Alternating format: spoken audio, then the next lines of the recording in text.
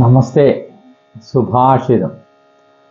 ശ്രൂയതാം ധർമ്മ സർവസ്വം ശ്രുത്വാ നൈവ വിചാര്യതാം ആത്മനഃ പ്രതികൂലാനി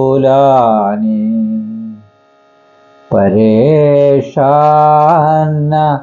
വിചാരയേത്.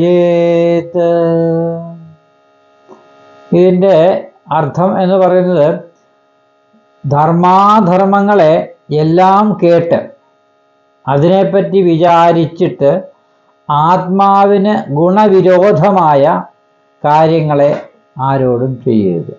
ഇപ്പം ധർമ്മവും അധർമ്മവും എന്താണെന്ന് വ്യക്തമായി കേട്ട് ആലോചിച്ച് അതിനെക്കുറിച്ച് വിചാരിച്ചിട്ട് ആത്മാവിന് ദോഷമായ ഗുണമോ വിരോധമോ ഗുണവും ദോഷവുമായ കാര്യങ്ങളെ അങ്ങനെ ആരോടും ചെയ്യരുതെന്ന് പറയുന്ന ഒരു സുഭാഷിതമാണിത്.